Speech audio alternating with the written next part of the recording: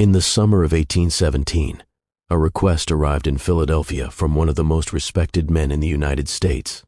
The sender was Thomas Jefferson, former president, author of the Declaration of Independence, architect, scholar, and a man who had spent his life studying how societies function. He wasn't asking for a rare manuscript. He wasn't asking for a political document. He wanted a construction handbook. More specifically, he asked the Carpenters Company of Philadelphia for a copy of their internal rule book, the manual they used to calculate prices, materials, and labor for building projects. They refused him. Not politely delayed, not lost in paperwork. Refused.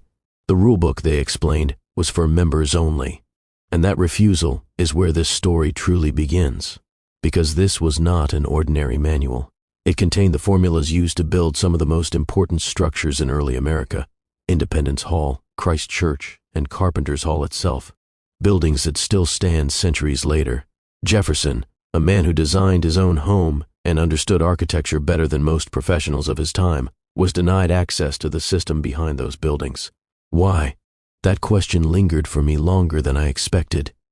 At first, my curiosity had nothing to do with national banking or economic systems. It began with a piece of furniture. My grandmother left me a chair. Oak, heavy, made sometime in the 1840s. 2 centuries later, it still sits perfectly level.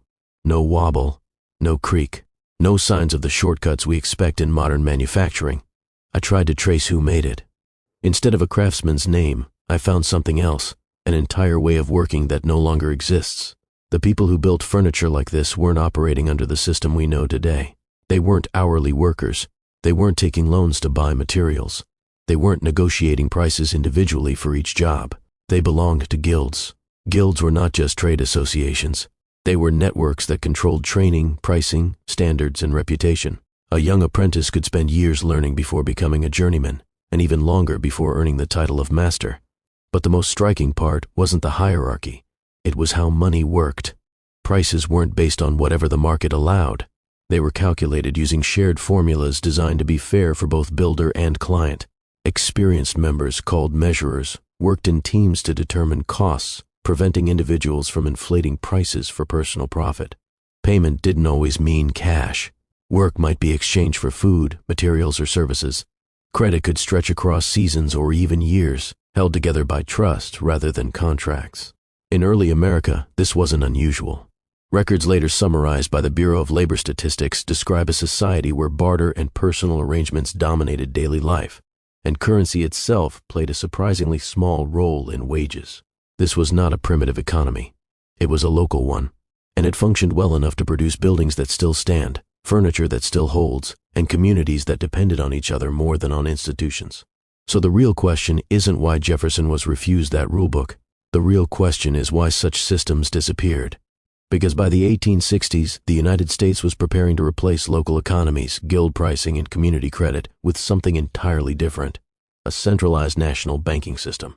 And once I began tracing how that change happened, the timeline stopped looking accidental. It started looking deliberate. By the early 1860s, the United States was no longer just expanding. It was fighting for survival. The Civil War was draining resources faster than anyone had expected. Armies had to be fed, clothed, armed, and paid. Railroads needed funding. Supplies needed transporting. And the federal government faced a problem it had never confronted on such a scale before. It needed money. A lot of it. Before this moment, the American financial system was fragmented. Thousands of local banks issued their own notes, each valued differently depending on where you stood. A bill accepted in Pennsylvania might be discounted in Ohio. Counterfeits circulated freely. Trust depended on geography. Official history calls this chaos, and in many ways it was. But chaos alone does not explain what happened next. On February 25, 1863, Abraham Lincoln signed the National Currency Act into law.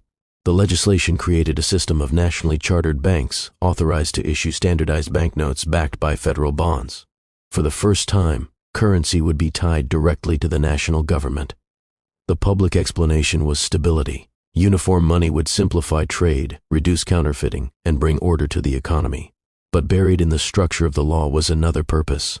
National banks were required to purchase U.S. Treasury bonds. In exchange, they could issue banknotes worth up to 90% of those bonds' value. The more bonds they bought, the more money they could circulate. In other words, the system didn't just create banks. It created guaranteed buyers for federal debt. And during wartime, that mattered. The government needed investors to finance the conflict. The new banking system ensured demand for its bonds would exist whether markets wanted them or not.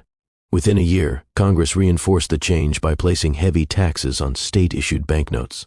By 1865, those taxes were so severe that most local currencies vanished entirely. In less than a decade, the financial landscape Americans had known for generations disappeared. What replaced it was not simply a new form of currency. It was a new relationship between citizens and money itself. Under the old system, credit often came from people who knew each other. Debts were social, negotiated, and personal. Reputation mattered as much as collateral. Under the new system, credit became institutional. Loans came from banks, terms were standardized, and repayment schedules became fixed obligations rather than flexible agreements. This shift might have seemed technical at the time. Few citizens would have understood the full implications of federal bond requirements or currency backing, but they would soon feel the effects. Because just months before the Banking Act passed, another law had been signed, one that promised opportunity while quietly increasing dependence on the very system being created. The Homestead Act of 1862 offered land to settlers willing to move west. On paper, it looked like a democratic dream, acreage for anyone prepared to cultivate it. But land alone was not enough. Farmers needed tools, livestock, lumber, seed, and transportation. Establishing a homestead required far more capital than most laborers possessed. Suddenly, millions of Americans faced the same problem. They had opportunity, but needed loans to use it. And now, for the first time, a national banking system stood ready to provide those loans. Individually, each policy seemed reasonable. Together, they formed a sequence. First came the land, then came the lenders. And from that moment forward, the American economy would increasingly revolve around debt, credit, and institutions rather than community networks. Whether that transformation was inevitable or intentional is still debated. But one thing is certain. Once the system was in place, it did not fade away. It expanded. And in the decades that followed, its influence would reach far beyond currency, into where people lived, how they worked, and how easily they could leave. By the late 19th century, the American economy was no longer centered on farms and small workshops. It was shifting toward factories, railroads, and mines, industries that required thousands of workers gathered in one place.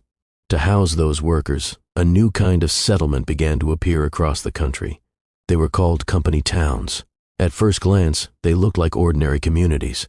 Rows of houses, general stores, schools, churches, even parks. Everything a town needed seemed to be there. But there was one critical difference. The town itself belonged to the company. One of the earliest and most famous examples was Pullman, Illinois, built in the 1880s by industrialist George Pullman to house workers who built his railroad sleeping cars. Pullman believed that providing clean housing and organized streets would create a stable workforce. And for a time, it seemed to work. But stability came with conditions. Workers didn't just earn wages from the company. They paid rent to it. They bought groceries from company stores.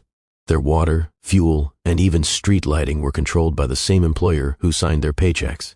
In many company towns, wages were not always paid in official currency.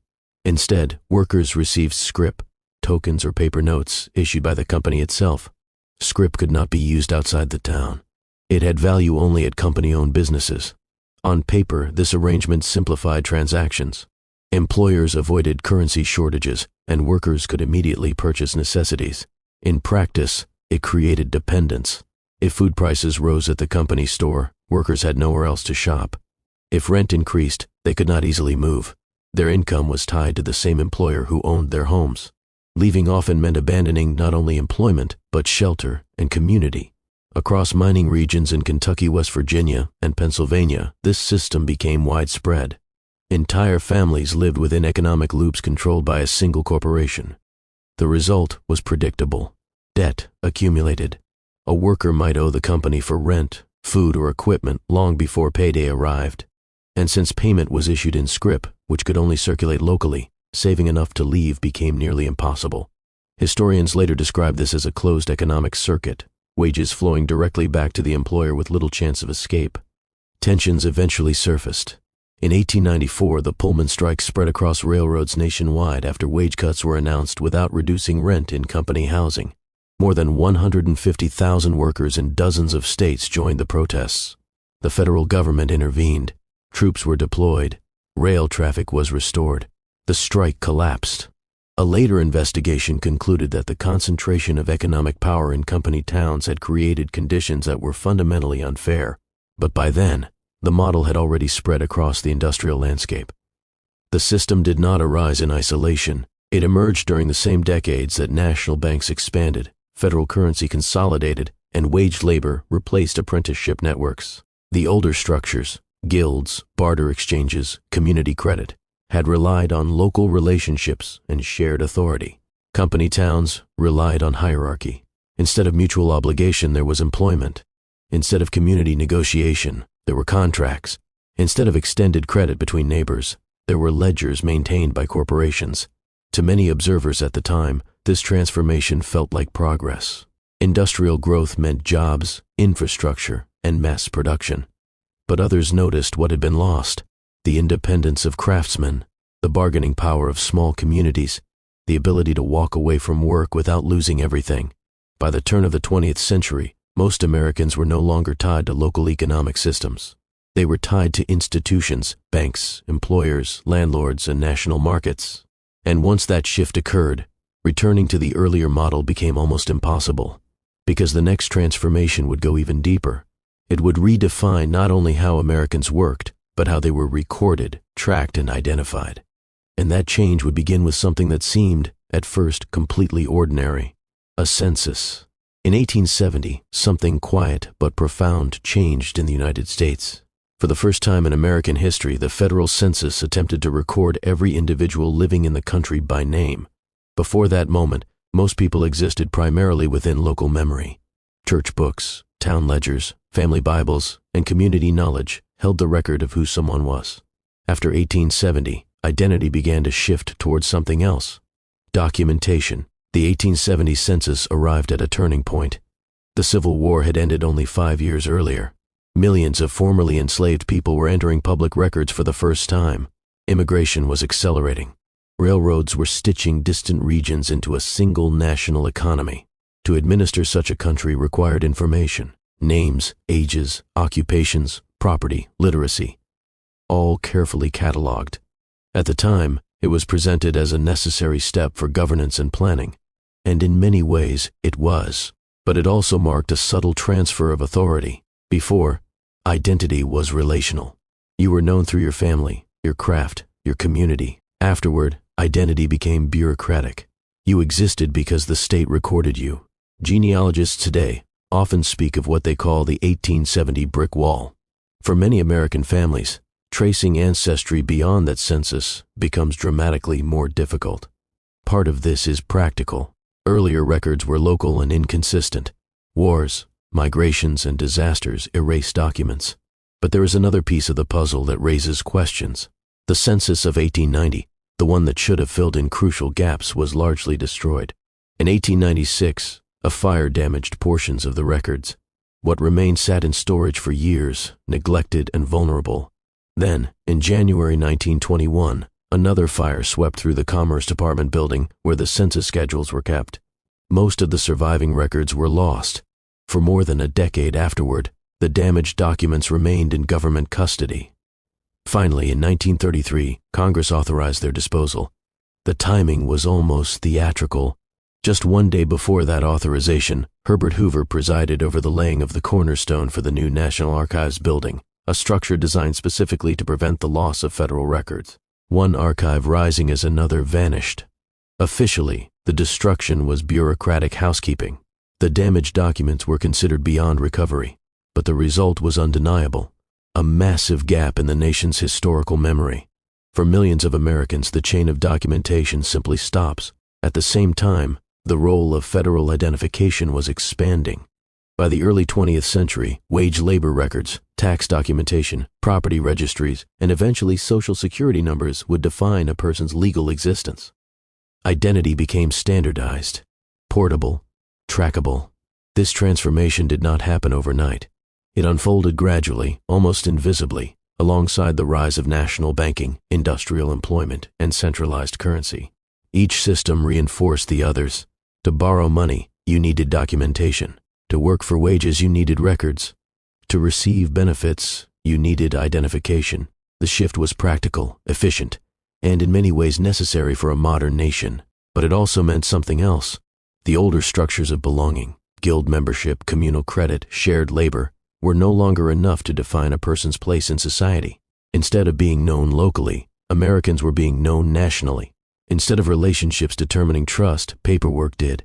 And once identity became a matter of records, losing those records meant losing part of the past itself. Which brings us back to the pattern that has been forming across this story. The disappearance of guild systems, the rise of banks and wage labor, the spread of company towns, the consolidation of currency, the census that cataloged individuals. Each development made sense on its own. Together, they reshaped how Americans lived, worked, and understood themselves. And yet, one question still lingers. If these changes were purely practical, purely inevitable, why do small communities that still operate outside this system continue to function? Why does an alternative still exist? That answer lies in a group of Americans who never fully accepted the transformation, and their story leads directly into the final chapter. For all the sweeping changes that reshaped the American economy in the late 19th century, one fact remains quietly undeniable. Not everyone followed the transformation. Some communities continued to live outside the new financial order. The most well-known example is the Amish.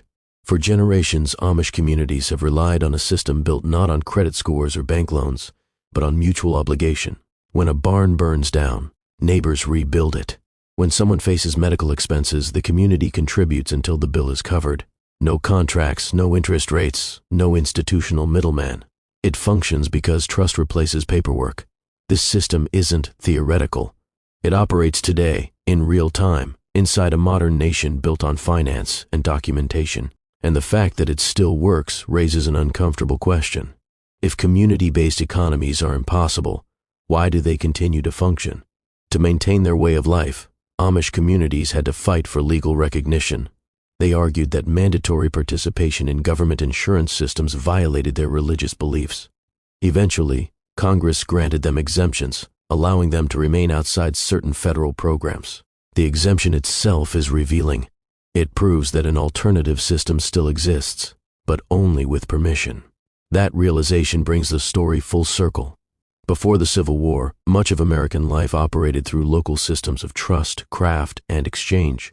Guilds regulated fairness. Neighbors extended credit. Skills were passed through apprenticeships rather than purchased through institutions. After the war, a different structure emerged. Centralized banking, standardized wages, federal documentation, corporate employment. None of these developments were inherently evil. Many brought stability, growth, and opportunity. They helped build the industrial power the United States would become. But they also replaced something older, something quieter, something rooted in human relationships rather than financial systems. That's what makes the old oak chair so powerful in this story. It isn't just furniture. It's evidence of a world where objects were built to last, where craftsmen trained for years before mastering their trade, where the value of work wasn't measured only in money. The chair still stands today, solid and level after nearly 2 centuries, and it forces us to ask whether progress always means improvement, or whether sometimes it simply means replacement. History rarely changes in a single moment. It shifts through laws, incentives, and small decisions that accumulate over time. The National Banking Act, the Homestead Act, the rise of company towns, the census that cataloged every individual. Each step felt logical in isolation. Together, they reshaped how Americans lived and how they related to one another, not by force, but by structure. And once a system becomes normal, it becomes invisible. We stop noticing it. We assume it has always been this way, but occasionally, a surviving artifact, a chair, a building, a community, reminds us that the past wasn't just different, it worked differently. And understanding that difference might be the first step toward understanding our present. If you found this story interesting, take a moment to support the channel. Like the video so more people can discover these forgotten parts of American history. Subscribe to Lost Codex for more stories that explore the systems, events, and decisions that shape the world we live in today. and I'd really like to hear from you. Do you think America's economic transformation after the Civil War was inevitable? Or do you believe alternative systems could still exist today? Tell me your thoughts in the comments. I read every one.